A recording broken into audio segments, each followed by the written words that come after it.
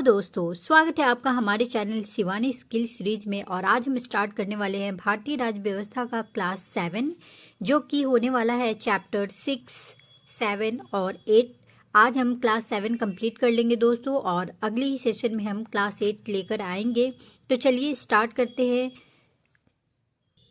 Chapter 6 है संचार माध्यमों को समझना। क्वेश्चन नंबर 1 है मीडिया अंग्रेजी शब्द डैश से लिया गया है। माध्यम, मास, मिड, मीडियम। आंसर हो जाएगा हमारा मीडियम। चलिए तो एनसीईआरटी की लाइनों को देखते हैं। स्थानीय मेले की दुकान से लेकर टीवी के कार्यक्रम तक जो आप देखते हैं इन सबको संचार माध्यम यानी मीडिया कहा जाता है। मीडिया अंग्रेजी के मीडियम शब्द का बहुवचन है और इसका तात्पर्य उन विभिन्न तरीकों से है जिनके द्वारा हम समाज के विचारों का आदान प्रदान करते हैं। मीडियम का अर्थ है माध्यम, क्योंकि मीडिया का संदर्भ संचार माध्यमों से है। इसीलिए हर चीज जैसे फोन पर बात करने से लेकर टीवी पर शाम के समाचार सुनने तक को मीडिया कहा जा सकता है। टीवी, रेडियो और अखबार संचार माध्यमों के रूप हैं जिनकी पहुंच लाखों लोगों तक है, देश और विदेश के जन समूह तक। इसीलिए इन्हें जनसंचार माध्यम या मास मीडिया कहते हैं। क्वेश्चन नंबर 2 है समाज में विचारों एवं अखबारों के आदान प्रदान का माध्यम या साधन ही डैश कहलाता है। मास, मीडिया, माध्यम, इनमें से कोई नहीं। आंसर हो जाएगा हमारा मीडिया। चलिए तो एनसीईआरटी की लाइनों को देखते हैं। मीडिया का तात्पर्य उन विभिन्न तरीकों से है जिनके द्वारा हम समाज में विचारों का आदान प्रदान करते हैं, जैसे फोन पर बात करने से लेकर टीवी पर शाम के समाचार सुनने तक को मीडिया कहा जा सकता है। क्वेश्चन नंबर 3 है टीवी, रेडियो और अखबार संचार माध्यमों के रूप हैं जिनकी पहुंच लाखों लोगों तक है, देश और विदेश के जन समूह तक है। इसीलिए इन्हें डैश कहा जाता है। ए जनसंचार माध्यम, बी मास मीडिया, सी उपयुक्त दोनों, डी इनमें से कोई नहीं।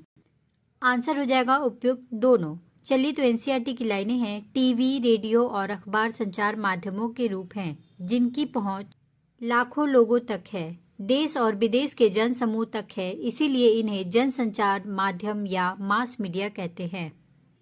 क्वेश्चन नंबर 4 है डैश के दशक में इलेक्ट्रॉनिक टाइपराइटर के आ जाने से पत्रकारिता की दुनिया में एक बड़ा बदलाव आया। ऑप्शन 1930, बी 1920, सी 1940, डी 1950। आंसर हो जाएगा हमारा सी यानी 1940। 1940 के दशक में इलेक्ट्रॉनिक टाइपराइटर के आ जाने से पत्रकारिता की दुनिया में एक बड़ा बदलाव आया। क्वेश्चन नंबर 5 है जॉन एल बेयर्ड ने निम्नलिखित में से किसका आविष्कार किया। TV, radio, sound, printing press. Answer हो जाएगा हमारा टीवी। एनसीईआरटी की लाइनें हैं यह यंत्र टेलीविजन का प्रारंभिक रूप था। अपने इस आविष्कार के सामने बैठे हैं जॉन एल बेयर्ड। इस यंत्र के द्वारा उन्होंने रॉयल इंस्टीट्यूट के सक्षम अपने आविष्कार का प्रदर्शन किया था।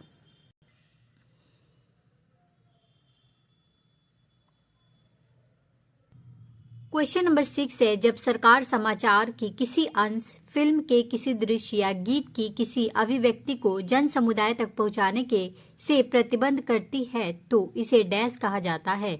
ए सेंसरशिप, बी मेंबरशिप, सी संचार, डी पत्रकार सम्मेलन। आंसर हो जाएगा हमारा ऑप्शन ए सेंसरशिप। चलिए तो एनसीईआरटी की लाइनें हैं जब सरकार समाचार के किसी अंश, फिल्म के किसी दृश्य या गीत की किसी अभिव्यक्ति को जन समुदाय तक पहुंचाने से प्रतिबंधित करती है तो इसे सेंसरशिप कहा जाता है। भारत के इतिहास में ऐसे समय भी आए हैं जब सरकार ने संचार माध्यमों के ऊपर सेंसर लगाया। इसमें सबसे बुरा समय 1975 टू 77 तक आपातकाल का था। क्वेश्चन नंबर 7 है खबर लहरिया नामक संचार पत्र का संबंध किस राज्य से है। बिहार, उत्तर प्रदेश, मध्य प्रदेश, झारखंड। आंसर हो जाएगा हमारा उत्तर प्रदेश। एनसीईआरटी की लाइनें हैं खबर लहरिया नामक एक समाचार पत्र है जो उत्तर प्रदेश के चित्रकूट जिले की 8 दलित महिलाओं द्वारा हर 15 दिन में निकाला जाता है। स्थानीय बुंदेली भाषा में लिखित इस 8 पृष्ठ के समाचार पत्र में दलितों से संबंधित विषयों, स्त्रियों के प्रति हिंसा और राजनीतिक भ्रष्टाचार के संबंध रिपोर्ट होती है। इस समाचार पत्र के पाठक हैं किसान, दुकानदार, पंचायत के सदस्य, स्कूल के शिक्षक और वे महिलाएं जिन्होंने अभी हाल में ही पढ़ना लिखना सीखा है। क्वेश्चन नंबर 8 है, उत्तर प्रदेश के किस जिले की 8 दलित महिलाओं द्वारा हर 15 दिन में निकाला जाता है लहरिया नामक समाचार पत्र? कौशाम्बी, बलिया, अयोध्या, चित्रकूट। आंसर हो जाएगा हमारा चित्रकूट। उदाहरण खबर लहरिया नामक एक समाचार पत्र का है जो उत्तर प्रदेश के चित्रकूट जिले की 8 दलित महिलाओं द्वारा हर 15 दिन में निकाला जाता है। क्वेश्चन नंबर 9 है, लोगों की भागीदारी डैश को मजबूत करती है? राजतंत्र, लोकतंत्र, निरंकुश, इनमें से कोई नहीं। आंसर हो जाएगा हमारा बी, लोकतंत्र। चलिए तो एनसीईआरटी की लाइनों को देखते हैं। प्रजातंत्र के नागरिक के रूप में हमारे जीवन में संचार माध्यम बहुत महत्वपूर्ण भूमिका निभाते हैं, क्योंकि संचार माध्यमों के द्वारा ही हम सरकार के कामों से संबंधित विषयों के बारे में सुनते हैं। लोकतंत्र जनता की भागीदारी पर आधारित शासन प्रणाली है। इसमें नागरिक चुनाव, जनसभा, पंचायत, विधानमंडल और विभिन्न आंदोलनों के माध्यम से शासन में भाग लेते हैं। तो दोस्तों यहाँ पे हमारा चैप्टर 6 कंप्लीट होता है और चैप्टर 7 स्टार्ट होगा जिसका नेम है हमारे आसपास के बाजार। चलिए तो क्वेश्चन नंबर 1 देखते हैं। सप्ताह के एक निश्चित दिन और जगह पर लगने वाला डैश होता है? मासिक बाजार, साप्ताहिक बाजार, उपयुक्त दोनों, इनमें से कोई नहीं। आंसर हो जाएगा साप्ताहिक बाजार। एनसीईआरटी की लाइनें हैं, साप्ताहिक बाजार का यह नाम ही इसलिए पड़ा है क्योंकि यह सप्ताह के किसी एक निश्चित दिन लगता है। इस साप्ताहिक बाजार में रोज खुलने वाली पक्की दुकानें नहीं होती हैं। व्यापारी दिन में दुकान लगाते हैं और शाम होने पर उन्हें समेट लेते हैं। अगले दिन वे अपनी दुकानें किसी और जगह लगाते हैं। देश भर में ऐसे हजारों बाजार लगते हैं और लोग इनमें अपनी रोजमर्रा की जरूरतों की चीजें खरीदने आते हैं। क्वेश्चन नंबर 2 है, हम अपनी आवश्यकताओं की पूर्ति के लिए जिस स्थान पर जाते हैं उस स्थान को क्या कहते हैं? पार्क, बाजार, सिनेमा हॉल, उपयुक्त सभी। आंसर हो जाएगा हमारा बाजार। देश भर में ऐसे हजारों बाजार लगते हैं और लोग अपनी रोजमर्रा की जरूरत की चीजें खरीदने आते हैं। क्वेश्चन नंबर 3 है, साप्ताहिक बाजार का निम्नलिखित में से क्या फायदा होता है? ऑप्शन ए, इस बाजार में जरूरत का सभी सामान एक ही जगह पर मिल जाता है। ऑप्शन बी, इस बाजार में एक ही तरह के सामानों के लिए कई दुकानें होती हैं जिनमें आपस में प्रतियोगिता भी होती है, जिससे कोई भी सामान सस्ती दामों पर मिल जाती हैं। ऑप्शन सी, उपयुक्त दोनों। डी, इनमें से कोई नहीं। तो आंसर हो जाएगा उपयुक्त दोनों। चलिए तो एनसीईआरटी की लाइनों को देखते हैं। साप्ताहिक बाजारों का एक फायदा यह भी होता है कि जरूरत का सभी सामान एक ही जगह पर मिल जाता है। सब्जियां, कपड़े, किराना सामान से लेकर बर्तन तक सभी चीजें यहाँ उपलब्ध होती हैं। अलग अलग तरह के सामान के लिए अलग अलग क्षेत्रों में जाने की जरूरत भी नहीं होती है। साप्ताहिक बाजार में से एक ही तरह के सामानों के लिए कई दुकानें होती हैं, जिसमें उनमें आपस में प्रतियोगिता भी होती हैं। यदि एक दुकानदार किसी वस्तु के लिए अधिक कीमत मांगता है तो लोगों के पास यह विकल्प होता है कि वे अगली दुकान पर वही सामान देख ले जहां संभव है कि वही वस्तु कम कीमत में मिल जाए। लोग अक्सर उन बाजारों में जाना पसंद करते हैं जहां सामान के विविध विकल्प उपलब्ध हों। क्वेश्चन नंबर 4 है, पड़ोस की दुकानें निम्नलिखित में से किस कारण से उपयोगी होती है? ऑप्शन ए, ये दुकानें हमारे घर के एकदम नजदीक होते हैं, जिसके चलते हम किसी भी समय उस दुकान पर जा सकते हैं। ऑप्शन बी, दुकानदार और खरीदार एक दूसरे के परिचित होते हैं और दुकानदार ग्राहकों के लिए उधार भी देने के लिए तैयार रहते हैं। ऑप्शन सी, ए और बी दोनों। डी, इनमें से कोई नहीं। आंसर हो जाएगा ऑप्शन सी, ए और बी दोनों। चलिए तो एनसीईआरटी की लाइनों को देखते हैं। क्वेश्चन नंबर 5 है, शहरों में एक साथ कई तरह की दुकानें होती है जिन्हें लोग डैश कहते हैं? दुकान, शॉपिंग कॉम्प्लेक्स, मॉल, साप्ताहिक दुकान। आंसर हो जाएगा शॉपिंग कॉम्प्लेक्स। चलिए तो एनसीईआरटी की लाइनों को देखते हैं। हमने 2 प्रकार के बाजार देखे, पहला साप्ताहिक बाजार और दूसरा पड़ोस की दुकानों का बाजार। शहरों में कुछ अन्य प्रकार के बाजार भी होते हैं जहां एक साथ कई तरह की दुकानें होती हैं। इन्हें लोग शॉपिंग कॉम्प्लेक्स के नाम से जानते हैं। क्वेश्चन नंबर 6 है, व्यापारी से क्या तात्पर्य है? ऑप्शन ए, वे लोग जो वस्तु के दुकानदार और वस्तु के उपभोक्ता के बीच होते हैं। बी, वे लोग जो वस्तु के थोक व्यापारी और खुदरा व्यापारी के बीच होते हैं। सी, वे लोग जो वस्तु के उत्पादक और वस्तु के उपभोक्ता के बीच में होते हैं। डी, इनमें से कोई नहीं। आंसर हो जाएगा सी, यानी वे लोग जो वस्तु के उत्पादक और वस्तु के उपभोक्ता के बीच होते हैं। एनसीईआरटी की लाइनें हैं, वे लोग जो वस्तु के उत्पादक और वस्तु के उपभोक्ता के बीच में होते हैं उन्हें व्यापारी कहा जाता है। पहले, थोक व्यापारी बड़ी मात्रा या संख्या में सामान खरीद लेता है। जैसे सब्जियों का थोक व्यापारी कुछ किलो सब्जी नहीं खरीदता है, बल्कि वह बड़ी मात्रा में 25 से 100 किलो तक सब्जियां खरीद लेता है। इन्हें वह दूसरे व्यापारी को बेचता है। यहाँ खरीदने वाले और बेचने वाले दोनों व्यापारी होते हैं। व्यापारियों की लंबी श्रृंखला का वह अंतिम व्यापारी जो अंततः वस्तुएं उपभोक्ता को बेचता है, खुदरा या फुटकर व्यापारी कहलाता है। यह वही दुकानदार होता है जो आपको पड़ोस की दुकानों, साप्ताहिक बाजार या फिर शॉपिंग कॉम्प्लेक्स के सामान बेचता मिलता है। क्वेश्चन नंबर 7 है, व्यापारियों की लंबी श्रृंखला का वह अंतिम व्यापारी जो अंततः वस्तुएं उपभोक्ता को बेचता है डैश कहलाता है। ए, थोक व्यापारी, बी, खुदरा व्यापारी, सी, मंडी, डी, इनमें से कोई नहीं। आंसर हो जाएगा हमारा ऑप्शन बी, खुदरा व्यापारी। एनसीईआरटी की लाइनें हैं, व्यापारियों की लंबी श्रृंखला का वह अंतिम व्यापारी जो अंततः वस्तुएं उपभोक्ता को बेचता है, खुदरा या फुटकर व्यापारी कहलाता है। यह वही दुकानदार होते हैं जो आपको पड़ोस की दुकानों, साप्ताहिक बाजार या फिर शॉपिंग कॉम्प्लेक्स में सामान बेचता मिलता है। क्वेश्चन नंबर 8 है, वैसा बाजार जहां वस्तुएं पहले पहुंचती हैं और यहीं से वे अन्य व्यापारियों तक पहुंचती है। ऑप्शन ए, थोक बाजार, बी, खुदरा बाजार, सी, फुटकर बाजार, डी, साप्ताहिक बाजार। आंसर हो जाएगा थोक बाजार। एनसीईआरटी की लाइनें हैं, हर शहर में थोक बाजार का एक क्षेत्र होता है। यहाँ वस्तुएं पहले पहुँचती हैं और यहीं से वे अन्य व्यापारियों तक पहुँचती है। सड़क किनारे की दुकान का छोटा व्यापारी, जिसके बारे में आपने पहले पढ़ा था, बड़ी संख्या में प्लास्टिक का सामान शहर के थोक व्यापारी से खरीदता है।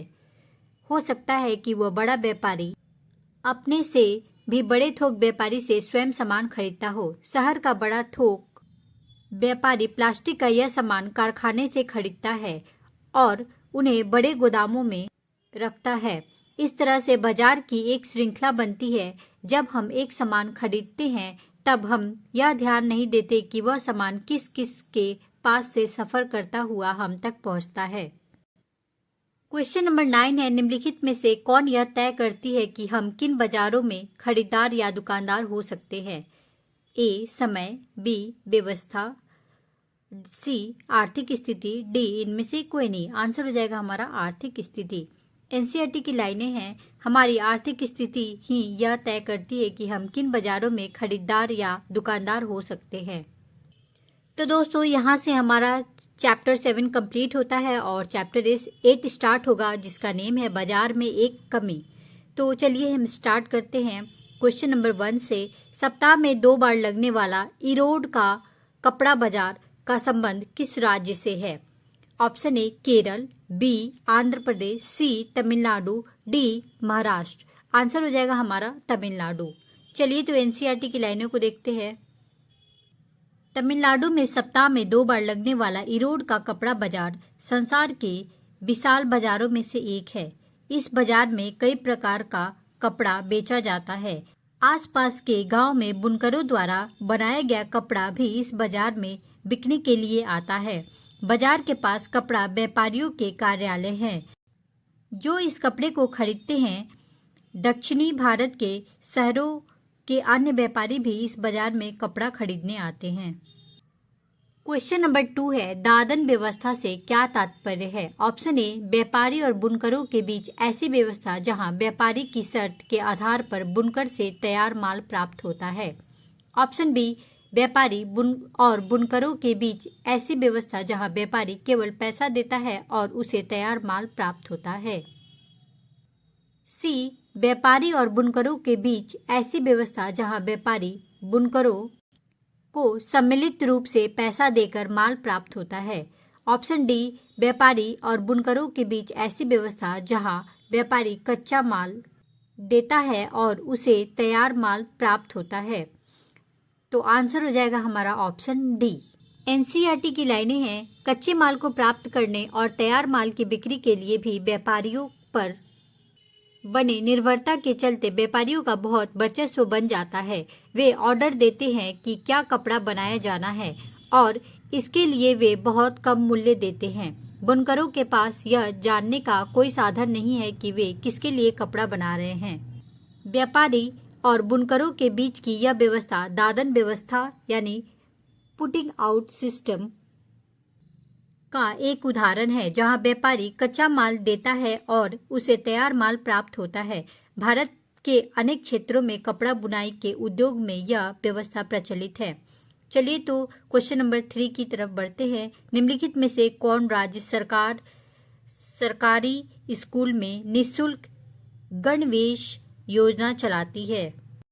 केरल, आंध्र प्रदेश, तमिलनाडु, महाराष्ट्र। आंसर हो जाएगा हमारा ऑप्शन सी यानी तमिलनाडु। एनसीईआरटी की लाइनें हैं, कभी कभी सरकार उचित मूल्य पर सहकारी संस्थाओं से कपड़ा खरीदकर उनकी मदद करती है। जैसा कि तमिलनाडु में सरकार स्कूलों में निःशुल्क गणवेश योजना चलाती है। सरकार इसके लिए पावरलूम बुनकरों की सहकारी संस्था से कपड़ा लेती है। इसी तरह सरकार हथकरघा बुनकर सहकारी समिति से भी कपड़ा खरीदकर कोऑप्टेक्स नामक दुकानों के माध्यम से बेचती है। आपने अपने शहर में शायद कहीं ऐसी दुकानें देखी होंगी। क्वेश्चन नंबर 4 है, गरीबों का बाजार में शोषण न हो उसके लिए निम्न में से कौन रास्ता अपनाना पड़ता है? ए, उत्पादक मिलकर सहकारी संस्थाएं बनाएं। बी, कानूनों की दृढ़ता से पालन हो।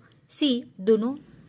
डी, इनमें से कोई नहीं। आंसर हो जाएगा हमारा सी यानी उपयुक्त दोनों। जैसे दादन व्यवस्था में बुनकरों के साथ होता है और प्रायः नौकरी प्राप्त करने के लिए जैसा वस्त्र के कारखानों में कामगारों के साथ हुआ निर्भर रहना पड़ता है। इस निर्भरता के कारण बाजार में गरीबों का शोषण होता है। इन समस्याओं के समाधान के लिए भी रास्ते हैं, जैसे उत्पादक मिलकर सहकारी संस्थाएं बनाएं और कानून का दृढ़ता से पालन हो। तो दोस्तों यहाँ पे हमारा चैप्टर 8 भी कंप्लीट होता है और अब हम एनसीईआरटी की क्लास 8 की तरफ बढ़ेंगे, जो कि अगले सेशन में हम लेकर आएंगे दोस्तों। तो अगर आपको मेरा एफर्ट्स, मेरी ये वीडियोस पसंद आई हो तो प्लीज़ एक लाइक, शेयर एंड सब्सक्राइब जरूर कर दीजिएगा दोस्तों। चलिए तो मिलते हैं नेक्स्ट सेशन में, तब तक के लिए bye bye, take care, thank you.